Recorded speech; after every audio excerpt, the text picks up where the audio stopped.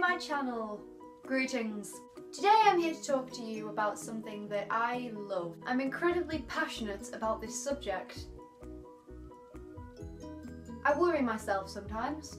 Today is the first of many confessions, and this confession is my obsession with The Lord of the Rings and The Hobbit and Middle-earth and basically just Tolkien. When I was 14, I was introduced to the world that Tolkien created and immediately fell in love with it, and since then I have collected and collected and collected and collected. It started off with the films. I watched the film with my cousin Joel before I read the book, but he very quickly bought me the book and I read it so fast. I just didn't put it down until I finished it. This is the first book that I ever got of The Lord of the Rings. It is the full 3 books in one, technically 6 books, but 3 stories in one. Big heavy book that my cousin bought me, and I read it all very quickly, very quickly. I then acquired the movies. Here are my original copies of The Lord of the Rings, the cinematic version. This is just the normal edition, but then I thought, why stop there when I can get the extended edition, which is very beautiful. I feel like they did a very good choice here making it look like books. It has the inscription of the ring on the top and it's very pretty. Then I got a PlayStation 3, which has Blu-ray in it. So I thought, I'll get the motion picture trilogy on Blu-ray. So this is all 3 movies, normal edition, on Blu-ray, because why not? Then I thought, why stop there? So I got the extended edition on Blu-ray. This is the newest edition. I haven't had this one very long, and it has a beautiful map and the same design of book sort of covers for the discs, and it has hours and hours and hours of bonus features which I watch obsessively. Then of course The Hobbit came out, and I got the limited edition cover for The Hobbit: An Unexpected Journey on Blu-ray. It's like a tin cover, and it's got the lovely map in the background, and it's very nice and I like it. Then the extended edition came out, so of course I had to have that too. This is just the DVD version, but it's very similar to the Lord of the Rings extended, how it's set out kind of like a book, and it's got Bilbo Baggins' description, and it's the big red book that he writes the story in that he gives to Frodo. Then The Hobbit: The Desolation of Smaug came out, and I bought it, and obviously when the extended edition comes out, I will be getting that too. And the 3rd movie as well. I'll be getting that twice. After reading The Lord of the Rings once, I knew I had to read it again and again and again, but having a big book can create issues with like baggage and stuff, so I got it slightly smaller. I got it in 3 books, so The Fellowship of the Ring, The Two Towers and Return of the King. I got these actually from a charity shop, which was quite nice, and they were only like 99p each. So yeah, I got it in 3. Then, like my movie obsession, I thought, why just get it twice when I can have it a 3rd time in 7 books? If you haven't read The Lord of the Rings, it is set out.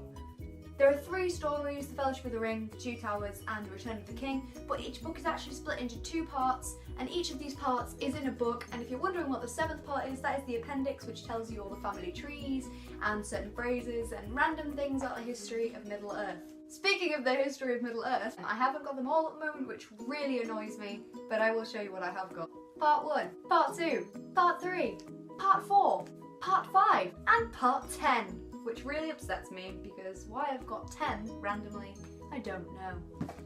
I've also got the Silmarillion, which is a very difficult book to read, but I have read it and it's very good, but it is very confusing. And then I've got the one that I'm actually reading right now, The Hobbit. I thought I'd reread it because I've only actually read it once. I've read The Lord of the Rings like 17 times and I've only read The Hobbit once, so I thought, why not? Apart from the main story and the history, I also have random things. For example, Tales from the Perilous Realm. It is set in the world of Middle-earth as far as I'm aware, but I haven't actually got around to reading it yet because this is quite a new one to my collection. Another one which is rather new is The Children of Húrin, which I know is part of Middle-earth because it is touched upon in the Silmarillion, but this is in more detail. Then I also have random things like Tree and Leaf, which is another one. It's quite odd, but this is a J.R. Tolkien book that you might not have heard of. I also have The Legend of Sigurd and Gudrun. I'm not really sure how to pronounce that, but that's another one by him that I've got. I haven't read it either, but I'm getting there. Apart from the things that Tolkien wrote himself, I've also got things that other people have written. Like this one's just a random quiz book for when I feel compelled to quiz myself on Middle-earth. This one is a beautiful book about maps of Middle-earth, and it has a giant map which is over there. I will put a little thing of it right here so you can see it, and it's very nice. Then I also have an A to Z of The Hobbit, which is just all about the movie, and I quite like it. As a gamer, I obviously have the games too. So I've got The Hobbit on PS2, I also got The Fellowship of the Ring on PS2, The Two Towers on PS2, The Return of the King on PS2, and a random one, The Lord of the Rings The Third Age on PS2. But I quite enjoy it, it's quite a nice book. It's not a book. What? It's quite a nice game. Then I also have The Lord of the Rings War in the North, which is similar to The Third Age, how it's a group that are kind of just going through Middle-earth while things are going on, stopping evil in the North, which is quite nice, hence War in the North. Then Lego came out with a game, and obviously I had to have that too. There is a Hobbit version which I don't have, which is quite unfortunate, but I will be acquiring it at some point in my life, I'm sure. I do also have The Lord of the Rings Conquest on DS. At the moment, I'm not entirely sure where it is because I'm still slightly rearranging, but it is somewhere. I promise you I do have it and I've completed it a few times, but I don't know where it is at the moment. I also have posters everywhere. You can see this one behind me is the cast of The Hobbit. Just to my right here, you can see it slightly. I have a calendar. Here is a close-up image of it, which is The Hobbit. I did have one last year as well, but I don't know where that's gone. Behind you, I have a big Lord of the Rings poster. Here is an image of it. And over there, I have two Hobbit posters from The Desolation of Smaug. Here is another image. And at home in Leeds, I also have another one which you may have seen in the background of some of my previous videos.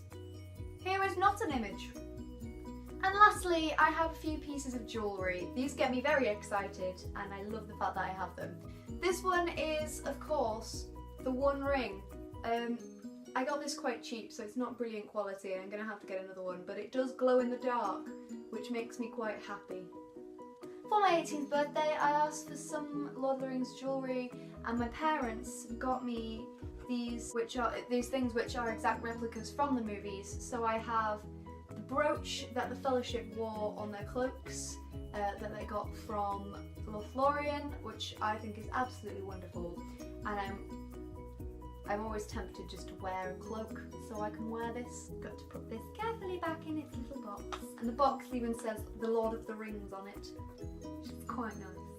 And I also have my absolute pride and joy, the Even Star that's worn by Arwen, and she gives to Aragorn, and I wore this to my prom at the end of year 13, my personal favourite there. I'm pretty sure that I will gather more things from The Lord of the Rings because I'm quite literally obsessed, and I really want a sword. A sword would be great. I really want a sword now. This is all for this video. Leave a like if you enjoyed it and subscribe to my channel and my Instagram and all those other wonderful things. I will see you on Friday for a brand new video, but until then, farewell strangers.